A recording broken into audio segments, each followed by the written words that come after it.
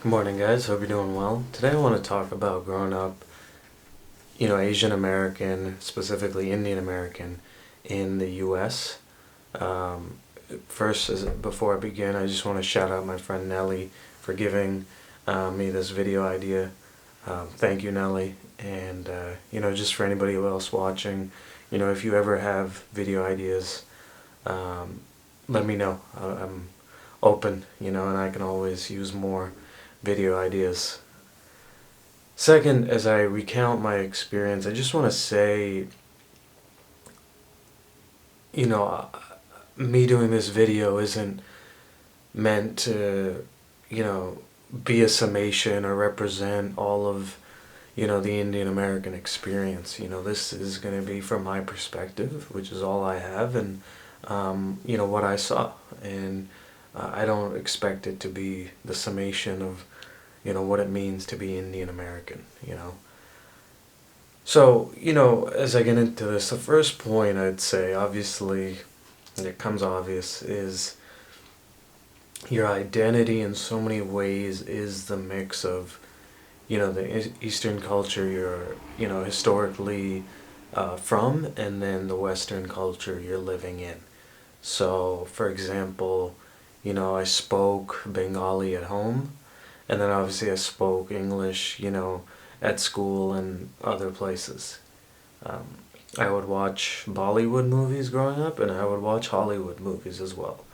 In that way, I can relate to most Americans, and I can relate to, Indians on a certain level as well.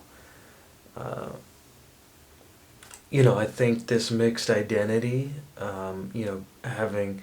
being involved in both sides of my identity has been relevant, all throughout my life. I think, even in food, um, growing up, I didn't eat red meat because in India, cows are viewed as sacred, and but on the other hand, I did eat, white meat like chicken. I did eat fish, and again, obviously, there's a whole spectrum of, of Indian Americans and what they eat. A lot of them are vegetarian, as well. Um, yeah. Second thing I would say is, many of us don't have any blood relatives here. Obviously, again, some of us do. Um, but for a large number of us, our parents are the only members, of their family who is here in America. Most of a lot of the people I grew up with, their parents' relatives, live in India. And, for that reason, it can be lonely at times, or you may not be able to relate with a lot of Americans who might be like, oh, I'm, visiting a cousin in this state, right? I can't relate to that. But I would say, on the flip side, that, family friends do a good job of substituting. I think family friends end up being those cousin type figures. We call them auntie and uncle anyway. So, the people that we see in Thanksgiving, New Year's, they end up being like your cousins. The third thing I would say is, growing up in the 90s and 2000s, there weren't a lot of role models, right? So, today obviously there's several famous Asian American comedians, but when I was growing up, there wasn't a lot of reference points. And as I was thinking about how, writing the script for this video, I remembered, um, when Harold and Kumar came out. I just remember, and obviously it was a, a comedy, and a lot of it, the comedic jokes relied on their identities, but I just remember being so happy to like go to like a movie theater and see someone that looked like me, um, Cal Penn, and um, and so I think, um, from my, that generation of 90s and 2000s, a lot of us gravitated towards black people. Those were kind of the minorities that we could relate to in terms of people that we're talking about the color of their skin. And, obviously, Indian American experience and that of Black America and the history of, the U.S. And treatment of Black America is obviously totally two different experiences. But that was our closest reference point. And so, I think for our role models, and whatever, we're passionate about, whether it's music, art, politics, sports, I mean, for Indian Americans in that 90s to 2000s time period, they were our role models. Names. Teacher roll call every year was always stressful. And, most times teachers didn't say your name right. Um, and then in general, a lot of us gave ourselves nicknames. Um, I can remember, one time, American friend of mine's parents literally being like, I can't say your name. Is there an easier one to, that I can call you by? And, that's when, my nickname Arnie really grew out of that. And, even today, that's why I go by Arnie or Arnaud, because, it's just always been something been self-conscious of, like, someone having trouble pronouncing my name, or having difficulty remembering it, if they've met me only once or twice, or um, and a lot of us have, in Indian American families, have longer last names that are, tough to pronounce as well. I thankfully don't have that, but a lot of us do. um, I can even remember my friend, growing up, his name, was Henry, and we were good friends, and we had actually never been in, many classes together, but then in 8th grade we were, and we were doing roll call for this class, and the teacher goes, Hong Yi, and he raises his hand, and he's like, yeah, I go by Henry, and it was just so funny, because it was like, I'm like good friends with this person, and like I had never known his real name was Hong Yi. Um, I think pressure on grades is another one. Again, a lot of our parents came to this country because, they excelled in, education, and they did, maybe graduate work here, or they may have done a job transfer here. Um, so naturally, given the context of, them finding so much because of, finding so much opportunity because of education, they, wanted the same for us. Um, and I think that pressure to do well in school, I think that's where the reputation of tiger parents comes from. But it's kind of understandable given, how they came to this country. The sixth thing I would say is people group you in, um, but you're so different. Like even now, everything is termed as the Asian American experience, but like for each one, as I said at the beginning of this, is so different. Like with Asia, there's so many countries. Japan, Philippines, South Korea, India, Bangladesh, Vietnam. Like, and even with India, like what a lot of non-Indians don't realize is like cultures differ so much. Between north, south, east, west. Like um, there's 22 official countries, or 22 official languages in India, and there's 28 states, and like the way India is, it's kind of like 28 cultures united rather than like the united 28 states, if that kind of makes sense.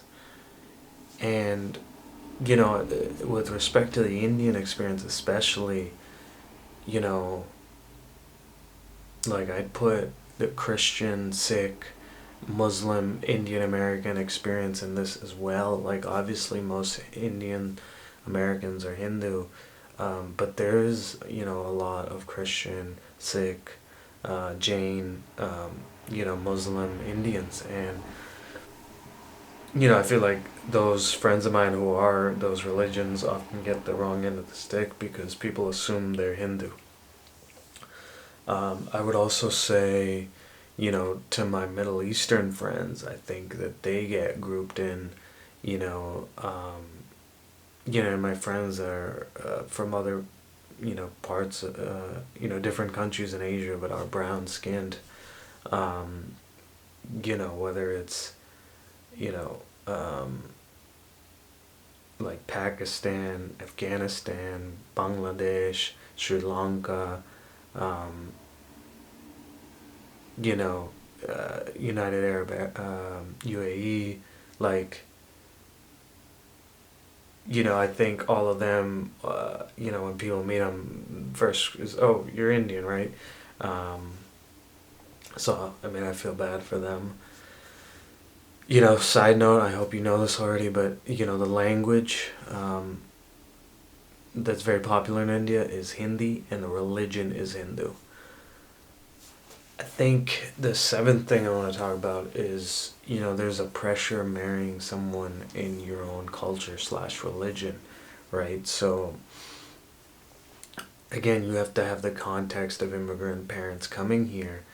Them having grown up Indian and only seeing other Indians around them, that's what they want for you as well, is that they want you to marry within the culture.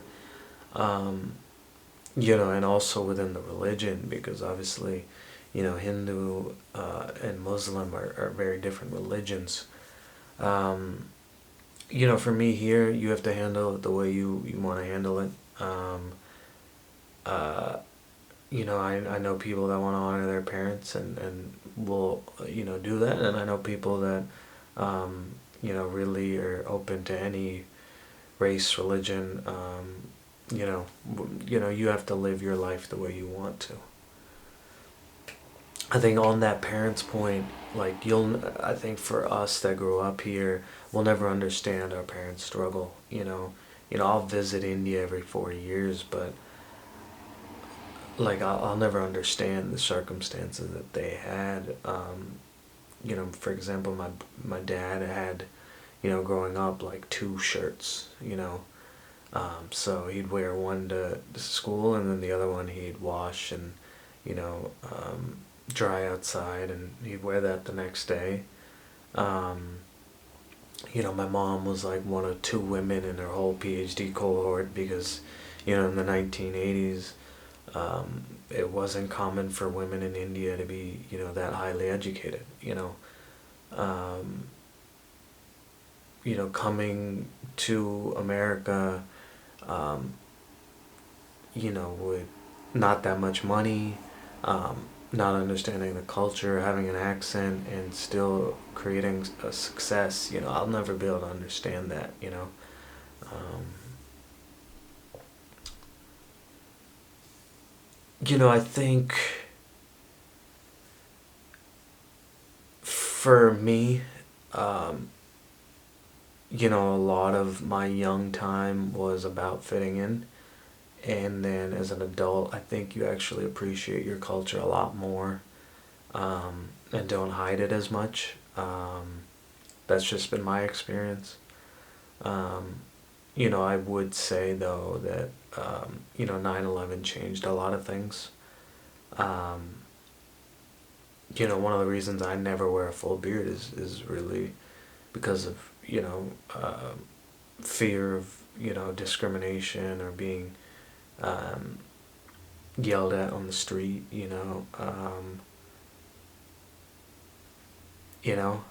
For someone thinking I'm a terrorist or something like that. It's just the reality of what it is.